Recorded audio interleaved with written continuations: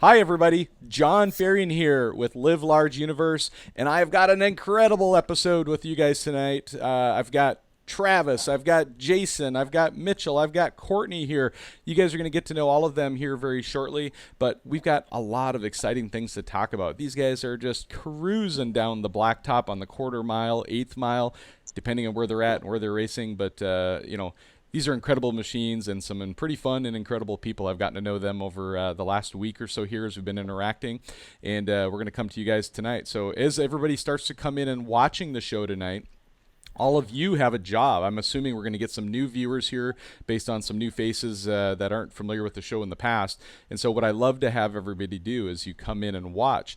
Go into the comments right now on this live broadcast and let us know where you're watching from. Are you from Wisconsin? Are you from Minnesota? Are you from Tennessee? Like, there's people down south who follow this series, this Street Outlaw drag series, and all of these guys have been exposed to them and vice versa. And so we don't know who we're going to get. So let's see where everybody's watching from. So go in the comments, let us know where you're watching from right now, and then please share the show out. And if you share the show out, you all will be entered in to win an awesome prize. So I've got this first aid kit right here. Backcountry first aid kit is available to everybody. This can go, heck, you could put it in your car so you're at the racetrack. If you need a first aid kit, you've got it with you. Or if you're going snowmobiling, you're going boating, whatever you want to do with your side-by-side, this first aid kit will tag along with you as you get out there. So just for sharing the show out, you're entered in to win. So thank you for that. So let's do a little round-robin interviews. Travis, let's kick it off with you. You're in our upper left-hand corner. That's how I read a book. So let's start with you. Tell us a little bit about yourself and what we need to know. Sure. Travis Nyson. I'm the driver of the 2023 Proline Performance four-cylinder two-stroke snowmobile. Very cool, very cool. So Travis, what do you do? You're in Minnesota, right? Where do you live? What do you do? We're from Foley, Minnesota. I own a construction company. We build roads, and we do this on the side. Very cool. As you were just telling us a little bit about it, we got to see your sled. What color is that sled? It looks like candy apple red to me. Is that what it is, or do you got another Pretty special name for close, that yeah. color? Pretty close to a candy apple. It's actually a wrap. Oh, It's is it? not. Yes. Yeah, this machine is just incredibly beautiful. It's shiny. It's got lots of shiny bits and pieces on it. Is that your doing? Yeah. Yeah. Yeah, we put Awesome. them together over here. We pried all of them into high end. Very cool. Very cool. All right, and so then we have Jamie. Is it Neeson? Am I saying your last name right, Travis? Yep. Jamie Perfect. Nice. She's the Nyson. driver of the 2021 Proline Performance 1500 cc three-cylinder two-stroke that we built for her. Very good, very good. All right, well, let's kick it over to Jason. Jason, tell us a little bit about yourself, where you're from. What do we need to know about you other than you've got this incredible nickname that I don't have the guts to say out loud, but I'm going to do it anyway. Yummy, tell us all about yourself. I'm also a pilot for DOA. I ride a 1000 Pro Mod. It's been resurrected. It was a former.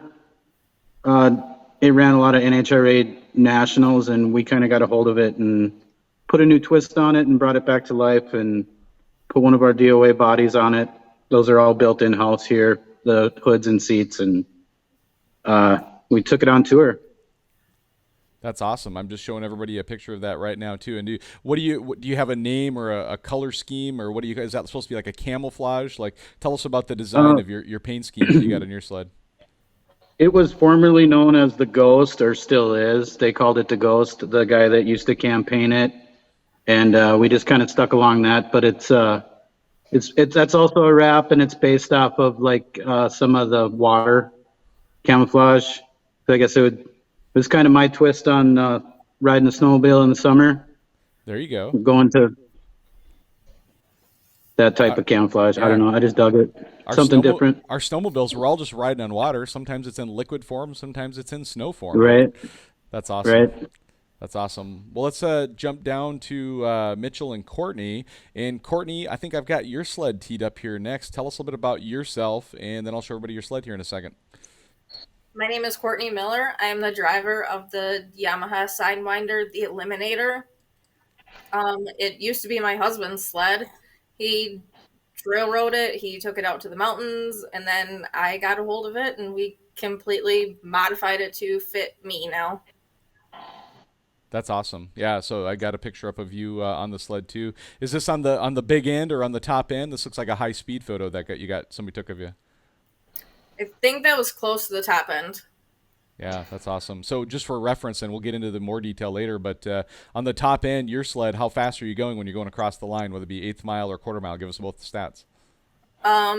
Eighth mile is like 150s, Holy and smokes.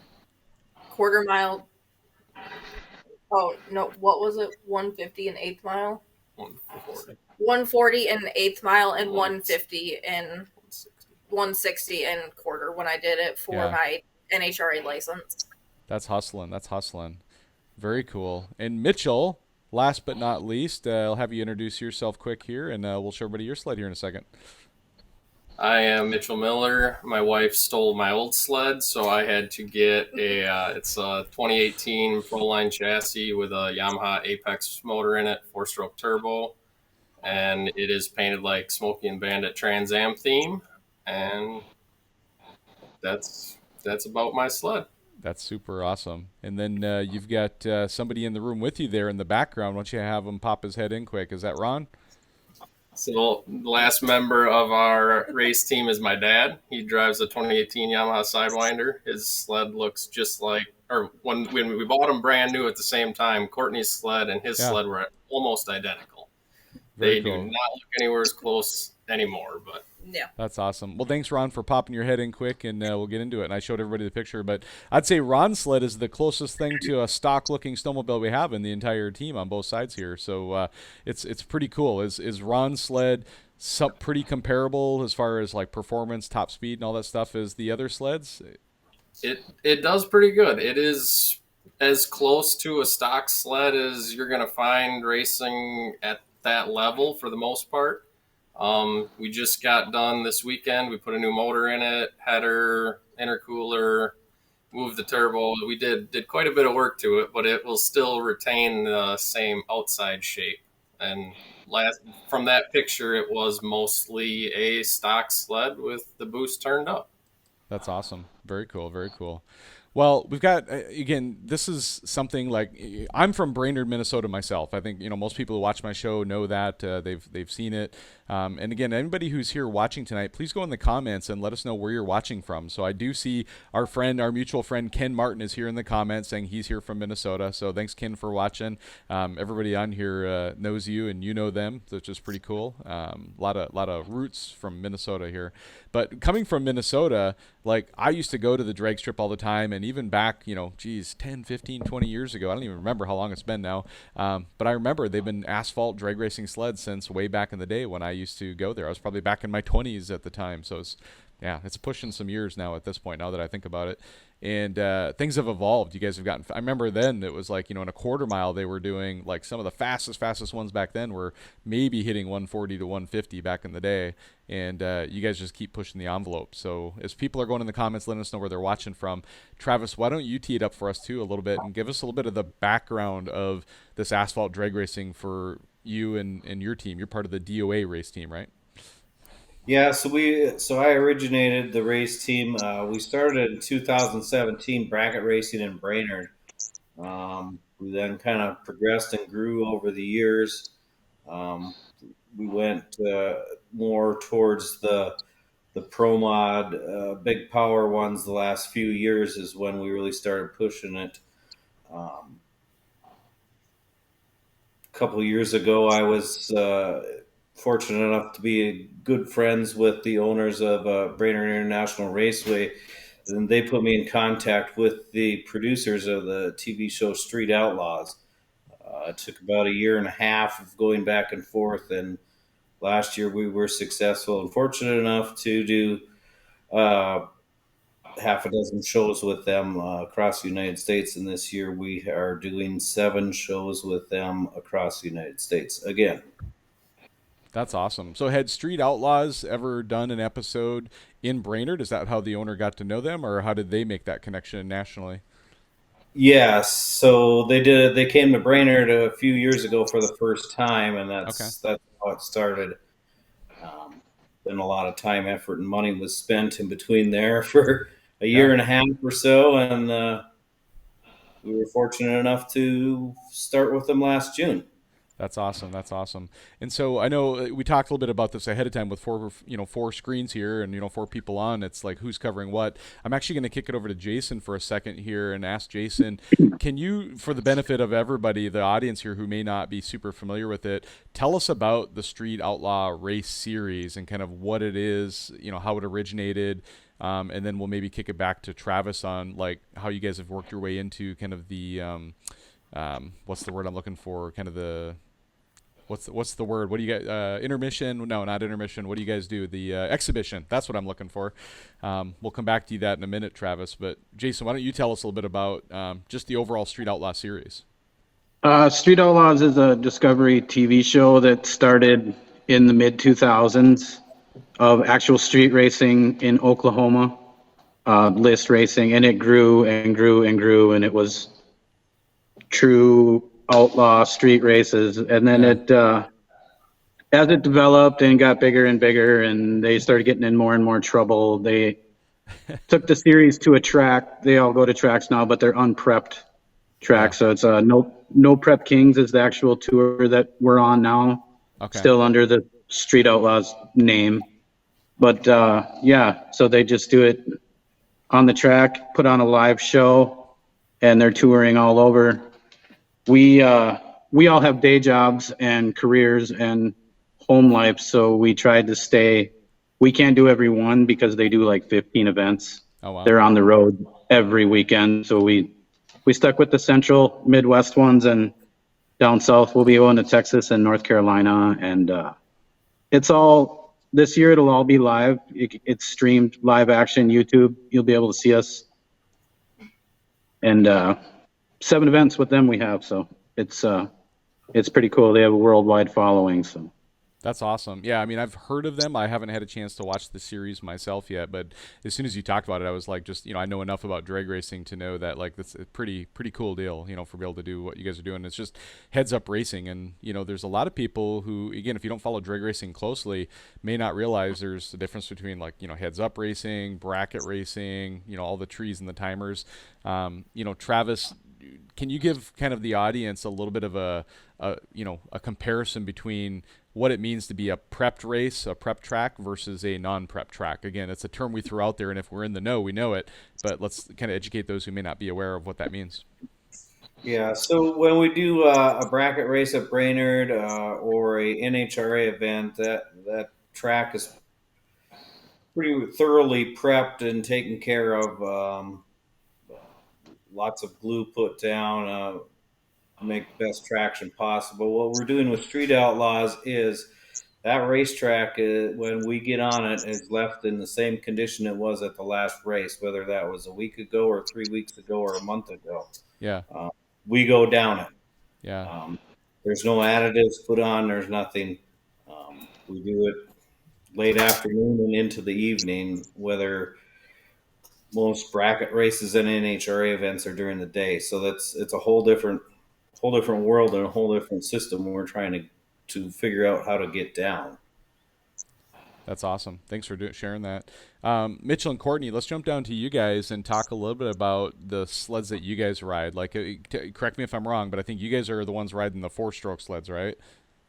Correct. So, Mitchell, why don't you kick it off with, why did you guys choose and pick 4-stroke versus 2-stroke? Because I know we'll come back to the 2-stroke side of it here in a minute with Jason and Travis, but let's talk 4-stroke for a minute. Is what's the idea behind 4-stroke versus 2-stroke for you, and why did you go with 4-stroke? And tell us a bit about what you're doing to them to tune them up. So for me, it all started with that was what I bought as a trail sled. It was what I wanted. It had the most power, and it could make the most power, and I wanted to go fast. So as you know, like winters like this year, I wanted to use it more than just a couple months. When I rode it in the winter, I would change setups and ride in Wyoming in the mountains, trail ride in Wisconsin or UP. And then in the summer, I would change the setup again and put a smooth asphalt track on it, and then I could run high to low 9-second quarter mile times with relative ease, which was way cheaper than doing it with a car. So that's I started with the 4-strokes, and then I just kept wanting more and more and more and more until I was competitive in the Pro Mod class back at that time, which would have been probably 2019. Okay. And it's since gotten quicker, but it was an achievable goal for me with my trail sled. So I kept learning and evolving my trail sled until it became a dedicated race sled. So was there a point in time where you were going back and forth, racing your trail sled and then going back and making it a snow sled again at the end of the season? How many Correct. months or years did you do that before you decided to make a dedicated race sled? I did that 2 years until it got too fast where I didn't want to mess it up in the summer form, and I didn't want to hit a tree and kill myself in the winter form. You finally decided it was no longer a good idea to ride Correct. the race sled in the mountains and vice versa, because Correct. there's something to be said for usable horsepower, and when you're trying to hook up to snow, it's a little different than an asphalt drag strip, type of thing. Yes. Very Yep. cool. Cool. Courtney, tell us a little bit about how you got into this, because I suspect you weren't probably like the same day, the same time, jumping right into racing with Mitchell. I'm guessing you probably had to be talked into it a little bit. Is that true? No, not really. No, you were all in. Let's go for it. Let's hear about it. I used to do snow drag racing. Oh, did you? That's how awesome. I first started, is Okay. snow drags, and then I used to do the Snow Outlaws series, and one of the races in Wisconsin I came to, I was part of a different team, and that was actually when I met Mitchell, was at a race. Okay. We started talking, and then at that time I still lived in Michigan. Okay. So for a while we were long distance, and then I was able to keep my job, so I then moved here to Wisconsin with him. That's awesome. So you were racing essentially on ice and snow prior to even meeting Mitchell. That's Yeah. That's amazing. So it was love at first green light. Is that what happened? Pretty much. Something like that. Yeah. Did you guys race each other at some point in time before you were married, or no? No, Or was it two We different were- classes or something? two different classes. Okay. Very cool. Very cool. So I've got, a really good shot. Courtney, your snowmobile is a really good, nice side shot of it. And, I'll let you take, the first stab at it, and then we'll have Mitchell add anything he wants to add to it. But talk us through as we're looking at this picture of your sled. It's a beautiful side shot of the sled. And let's start at the front of the sled and work our way back, because this doesn't look like a regular snowmobile anymore. The first thing I noticed is, the body, right? The hood and the belly pan, like it's no longer there anymore. Tell us about what's going on with your sled and when we're looking at this picture. It's a custom built hood now for everything to fit under there. We actually just rebuilt the motor again this year. It has a totally different motor. It's getting a new turbo that will be a lot bigger. We haven't announced what it's going to be yet, but that will be very soon. But it's going way bigger. Yeah. It does still have a belly pan on it, but it's completely custom. Got it.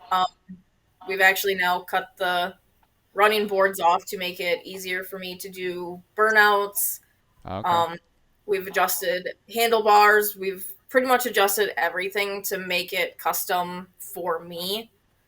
Mitchell is the one that has completely built it himself. I'm lucky enough to be able to work with him, and he's able to teach me what's going on.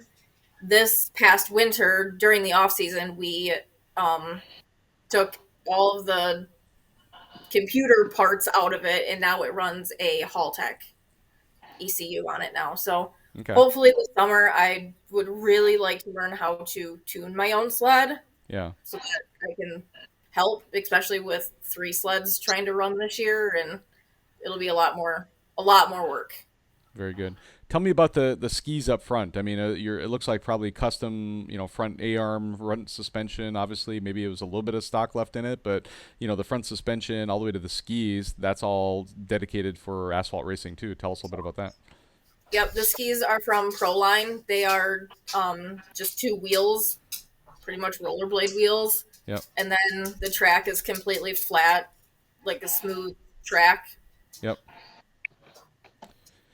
Yeah, and then the rear suspension, it doesn't no longer has slide rails, right? Like it has full bogey wheels underneath, but on a slide rail, but no longer in contact with the slides, right? Like the bogey wheels are running on that track, custom built suspension. Now, does that suspension actually have any flex to the suspension to be able to allow like ski lift at a launch or anything like that, or is it pretty rigid so you stay flat the whole time? There's a little bit of like when we take off, but not a lot. You don't want it to come up very much. Yeah. Yep. Usually, if you wheelie too much, you spin, and that's the enemy. Gotcha. And so, Mitchell, I've got your sled pulled up here now, too, for everybody to see. Talk us through a little bit about yours, too, like the differences between Courtney's sled and your sled. Again, yours is a 4-stroke as well, right? Yep. So the biggest difference between her sled and my sled is similar to Travis's groups. It's a Proline chassis. So instead of starting with a stock snowmobile chassis and then modifying it to fit our needs, mine is a full machined billet piece that's bolted and welded together that is strictly meant to be rigid with very minimal suspension travel, and it just is easier to work on, and it's far more adjustable for what we need racing. Very good. The stock chassis, it takes a lot more work to do the same thing to it. So we've cut her tunnel, changed running boards, hood, belly pan, front suspension's all different. There's a lot of cutting, sawzall, drilling. If you're shy about wrecking your stuff, it's not that much fun. I bet not. So we're going to jump up to you guys up on the top of the screen here in a minute with the 2-strokes, but for the 4-strokes, let's wrap this part of the conversation up with what kind of power are you running, how much boost are you running in those 4-strokes, and give us the stats on what your 1/4 and 1/8 mile speeds are again, if you can. So this previous year, we were running stock turbos that come on the Sidewinders. They're 300 to 350 horsepower, depending on how you got it set up and who you ask. We're going a little bit bigger this year, so we should be in the 600 to 700 horsepower range. Wow. We more than likely won't be able to use that on the no prep surface, but it's better to have more and not need it than not have enough. That's my mentality. Yeah. So 1/8 mile, we're running 135 to 140-ish, and hoping to get that in the 150 to 160 range this year with the more power.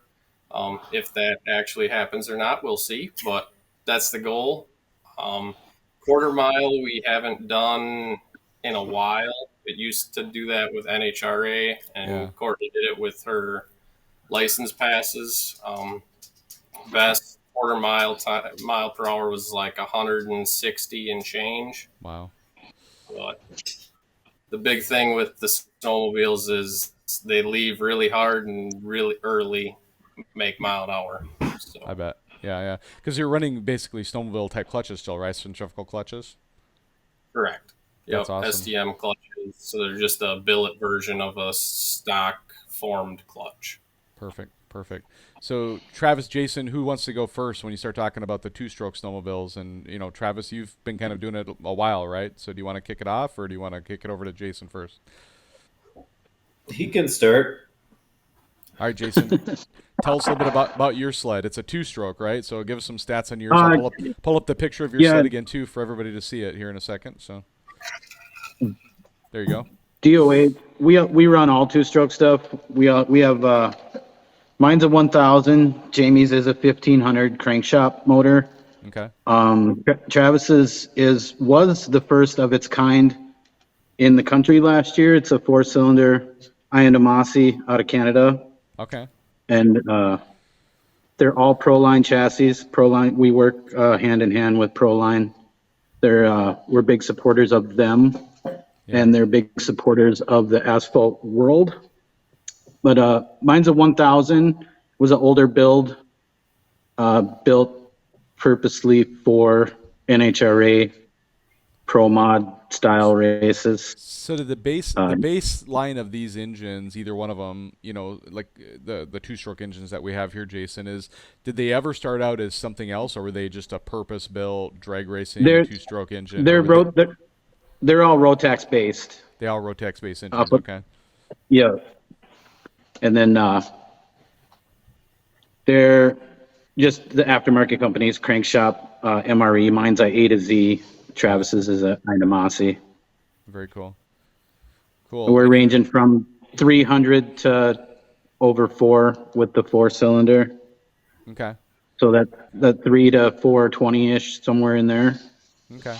So the three of them. But we do have. Go ahead, please. Sorry, we do have. There's 8. I think we have 8 or 9 sleds total in our home team. Like what we run at the track, we have some 16 to 18-year-old girls that are jumping on some old. We have old bathtub F chassis skidoos, and that's how we all started. Just like Mitch, converting our trail sleds because it was the cheapest way to go fast. But we still keep them around. They're still the funnest to go bracket with, and that's what a lot of people don't realize is if you have that old iron sitting around, that if you have any racetrack close to you, you can convert it for fairly minimal money and go bracket race every weekend and have fun way cheaper than you can do it in a car. Yeah, I'd love to dive into that a little bit more too. I'm going to go to Travis next, and then either we can come back to you, Jason, or if somebody else wants to take it. If somebody wants to get into drag racing a snowmobile on asphalt, I'd love to have somebody talk us through like what is the minimum things you should do and need to do to be effective at it. So let's come back to that, but we'll do that next. But Travis, tell us a little bit more detail about your sled, and like I'm going to pull up the picture of it again too.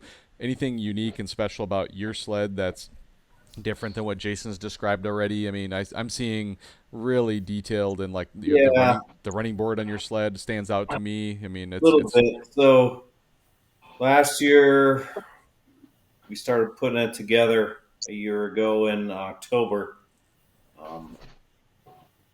Is one of the first Animosity billet aluminum 4-cylinder engines that they made. Okay. We're running a 550 fuel-injected fuel tech system on it that's powering the engine and data and fuel injecting it. We have the Proline prototype chassis underneath of it with a Proline prototype skid. So we do a lot of work with them, and we're trying to push the envelope to find and make better new products so they can sell them. Pretty much 101 right now. There's a couple other ones out there, but nothing identical to that one. Yeah. I mean, they're all beautiful machines for sure. And what I'm going to do quick is I'm going to go to a video because I've got a couple of videos I want to share. I'm going to do a screen show. It looks like videos. One of them, Jason. It looks like your sled. So let me pull it up here and get it prepped, and then we'll go into. Here we go. Okay, I've got the video pulled up, and so Jason, what we're looking at the beginning of the video here is somebody is starting your sled. I know what this is, but a lot of people may not realize, like, you guys don't even have onboard starters on these things, right? So tell us a little bit about that, and tell us about what this video that we're about to watch, like, describe it, maybe where it was at, and then I'll let everybody watch it here in a second. I believe the video you have was at Brainerd. Okay. I'm not sure which one it is. If I had to guess, it looks more than like it is. Yep. more than likely Brainerd, or if it's the one in the dark, it was in Oklahoma actually. No, this is a horizontal formatted video, and it looks like it's in Brainerd. So let's go ahead and watch it. I've got you guys up in the corner. Everybody else who's watching at home can see it. I'm not sure if everybody at home is going to hear the audio or not. I hope you can. Let us know in the comments if you're hearing the audio. If not, I don't know that I can adjust that for you. But here we go. Let's listen. Let's watch it quick. It's a 40-second video. And I'll just describe it here a little bit. So we're doing an initial burnout at the beginning, heating up the track, pulling up to the starting line. Yep, looks like Brainerd to me. I see Brainerd International Raceway.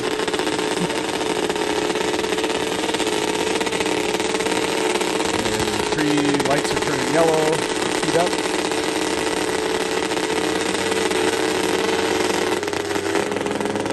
And there we go. We got two snowmobiles side by side.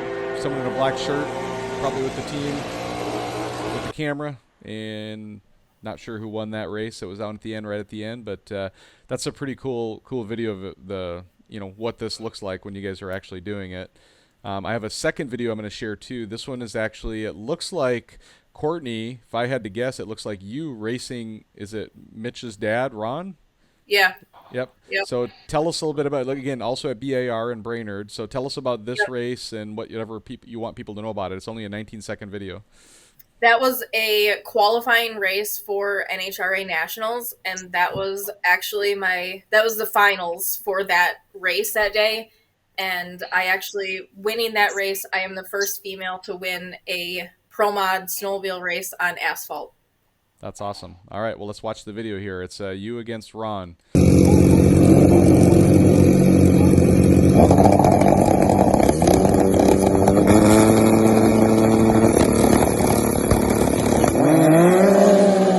And you're off. And it don't take very long, and now you're at the end. Yep. Yeah. No, these are short runs because they're pretty cool. All right, let's go back to just us again here. We'll get rid of the videos. And who wants to tackle what it takes to get started? I'll let you guys decide. Who wants to talk about, like, if I'm a new racer and I want to get started at my local track, what if my track doesn't have snowmobiles yet? Do I got to go in and try to convince them to let me run a snowmobile? Like, tell me about that part of it even a little bit. NHRA has anywhere that runs motorcycles for NHRA, you can run a snowmobile. Perfect. We run in the bike class. It's pretty simple as far as tech.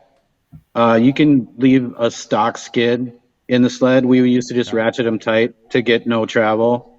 You can find a used track pretty reasonable, and usually some used skis. I mean, for under $1,000, you can convert a sled to asphalt, and then it's just like a motorcycle license. You'll have to, under 10 seconds, you have to be licensed. Anything over 10 seconds, you can just sportsman race and bracket. So all you need is a pair of boots and a leather jacket and a helmet, and you can go run your sled down the track as many times as you want. Yeah, most quote-unquote stock sleds are probably going to be in that slower sportsman category. Is that accurate? Unless you're retuning them? Yeah. We some of our old chassis stuff, we ran some old XCRs is what I started on, and we did a lot of F chassis skidoos that we've had. And until you do a lot of work to them, they're 11, high 11s. It takes quite a bit to get them under 10 for something like that. Any of the newer stuff, of course, is probably a lot faster, but as far as old iron two-stroke goes, and there's not a lot of other use for them anymore, and a lot of people still have them sitting around in the shed in the garage, so you might as well go enjoy it. Yeah. So from each brand, if I were to pick an old iron sled, say from Polaris, what's a perfect sled to get started on? Is it old XLT? Is it something else?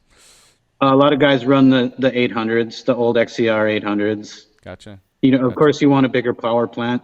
You see a lot of the Thundercats, the old Thundercat 1000s out on the tar from the muscle sled era. Yeah. Mach Z's. Perfect. I'm not a Yamaha guy. You'll have to ask Millers about that. But SRXs. Yep.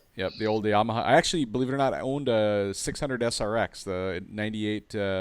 The first year they came out, the all blue one, 600 triple, right? So triple carbs, triple cylinders, triple pipes. So it was a fun sled out in the lake. I think that's probably officially the fastest snowmobile I've ever owned out on the lake, and the top speed that thing hit, it was just insane. So, but even into the newer stuff, all it takes is a track and skis, and any of the new 850 stuff or anything, and that's all turnkey. You can hot lap it all day long. Yeah. What about cooling the sleds? I know, obviously a sled will run for a period of time without overheating like crazy, but let's start with the four strokes. So, Mitch, why don't you take this one? What are you doing to manage the cooling system for your sled? Is it, not running it very much before you start? Is there an actual cooling system on it? How about after the race? Like, talk us about kind of the before, during, and after of the cooling of the sled and keeping it running. So for us now, we actually pull all our sleds back from the end of the track. We run very minimal coolant, less than a gallon, and that's just for packaging to keep it simple for our race aspect, and because we don't typically have to turn around real quick. Yeah. Back when I bracket raced, I actually had a little like 12-inch by 12-inch radiator with a fan, and I could drive that around down the road like it was a car. Nice. Because I had a electric water pump and a electric fan on the sled, and then it would cycle the coolant through the fan and the radiator, and had it mounted right on the tunnel. And that's generally even the two-stroke guys that are real serious that have a dedicated bracket race sled. Most of those guys now went to a radiator and a fan because they don't have to worry about having a cooler and running water through it when they get back. Gotcha. But for simplicity's sake, there are still a lot of guys that they race their pass and then they drive the sled back, get their time slip, and then they hook it up to a cool down cart like grass racers, or it's all it is a electric pump that cycles water through the engine, through the sled, and it cools it down between rounds. Yep, that's awesome. So, Travis, anything you want to add for you guys' sleds, or is that pretty much covered for you guys too? Pretty much, yeah. We don't start till we get to the burnout box, and we shut off. Usually coast off the track, and they get hauled back. We're just using fans now in the pits to cool them down. Gotcha. Cool. How about safety protocols? Like I've been around drag racing long enough to know that like NHRA drag racing for sure is what I'm familiar with. There's a lot of really strict criteria for going through a tech inspection and making sure that I don't want to go over it all too. But Mitch, was it you the one that we were going to have you go through some of this safety stuff of what it takes to make sure that the sled is safe, that the rider's safe, and all that? So just talk us through some of that safety aspect. Yeah, so the biggest thing is a Snell-approved helmet, and then NHRA, you have to have a bladder inside your helmet, so there's a little hose that runs down your helmet, and then if you do get in an accident, they can pump up this airbag, and it pushes your helmet off your head so they don't have to pull it. That's awesome. Slower than 10 seconds, you need a leather jacket, and you can run in jeans and leather boots. Faster than 10-second quarter mile, you need a zip-together leather suit. So that you can get them anywhere from a $300 set on Amazon to a $1,500 set that's custom tailored to you and every little nuance that you might want. But kind of fit your safety to what your sled is kind of what we've done. We've always been kind of ahead of what might be the bare minimum. Yeah. Tether on the sled and no coolant. Obviously, the tracks don't particularly like it if you'd spill coolant, so just run water in the sleds. Got it. And Snell helmet and leathers and a tether. That's awesome. So I want to go back for a second. As you guys are talking, I'm thinking through some of these things that we did discuss in the pre-show. And, bracket racing is one thing where, the numbers are put in ahead of time and the lights will go off at different times and you guys might even leave at different times. But this Street Outlaw series is basically heads-up racing, right? Like first one to the end wins. Now you guys are telling me that sometimes if you got a machine that maybe in an earlier round was way faster than another, you may have to negotiate your start. Does anybody in the group here have a really good, fun story about maybe one of your most fun or unique negotiations that you ever went through? I'm sure someone's going to smirk and smile here in a second and think about who had one of the more intense negotiations in the Street Outlaw series that you guys want to share a story. We pretty much are still figuring it out. It's kind of up to us what we've wanted to do because we're basically an exhibition, but Got it. Now we're going to have a points championship and an actual series for our races, but it's all still in fun. We're competing against each other, but we haven't had to negotiate yet, but it's coming. All right. 1 potato, 2 potato. Yeah. Go.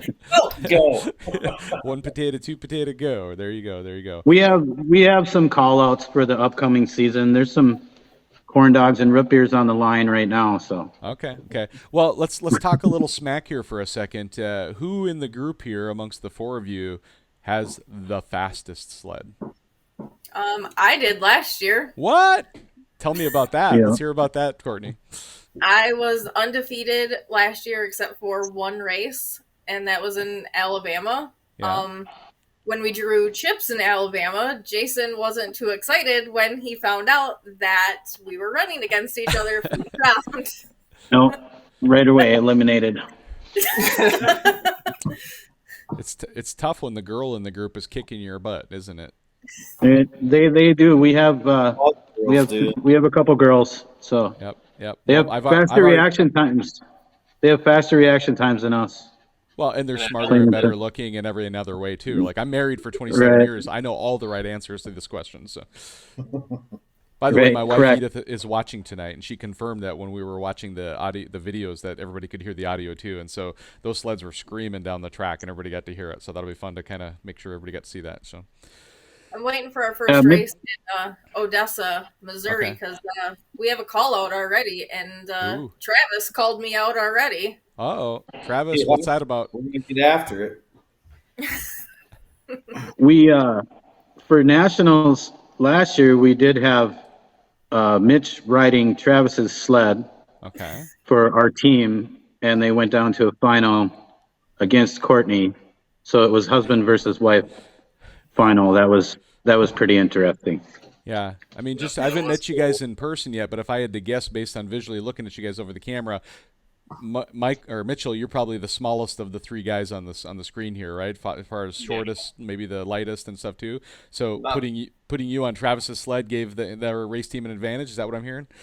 It was more that I was qualified for nationals and my sled was not in any shape to race for nationals at the point in time. Got it. So Travis was kind enough to allow me a ride, and that also gave him some extra test time because at the time his sled was pretty new and he needed data on his sled, and it worked out for everybody, and we brought home some hardware. So that's awesome. It was a good weekend. Well, and that's just something, like, again, I've spent so many years around racetracks like this, and like I can tell everybody, and you guys can verify this, is as much competition as what goes on in drag racing, people, direct competitors, are also willing to help each other out and give you the shirt off their back and make sure that you're successful. And if they can literally do a run, I've seen people steal parts off of their vehicle, machine, whatever, throw them on somebody else's machine, bike, snowmobile, or whatever, to make sure that they get to make their pass and their run, and then maybe swap the parts back even. I literally have seen that kind of stuff happen over the years, and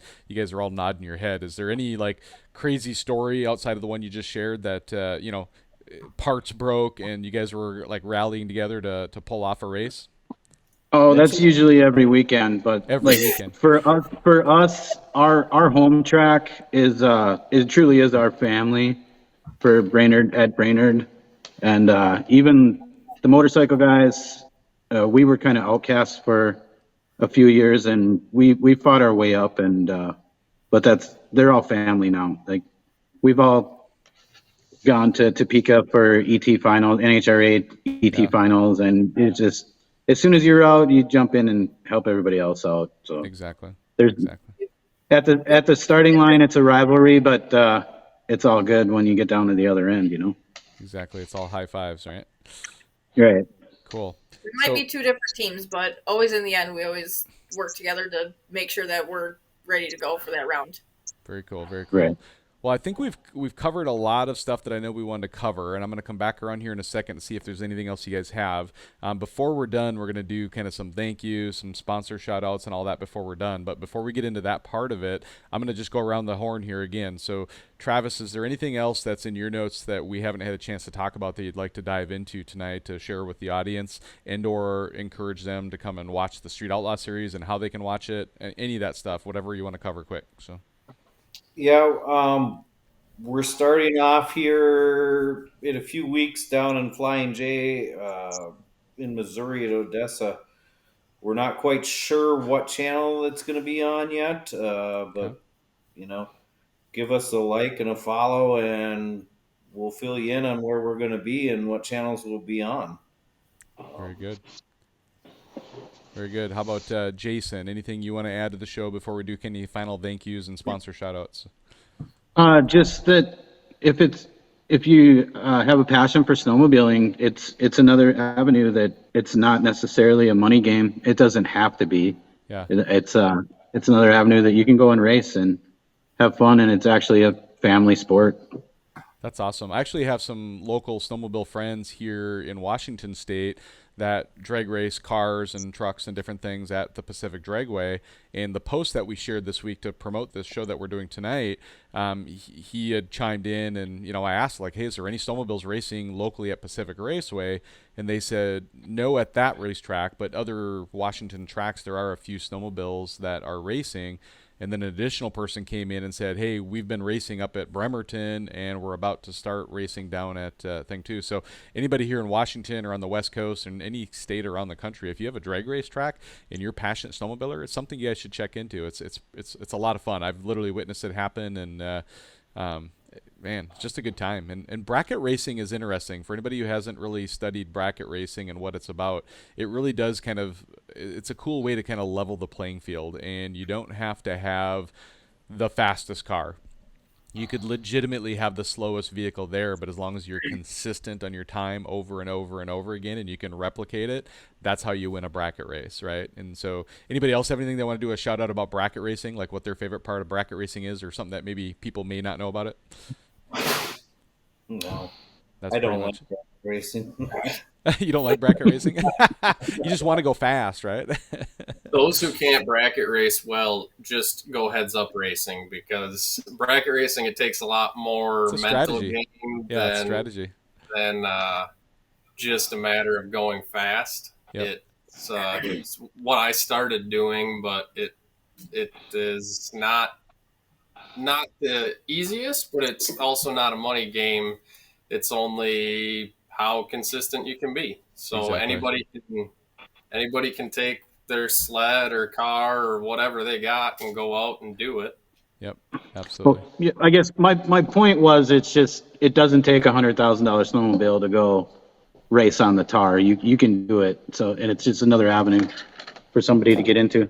Yep, that's awesome.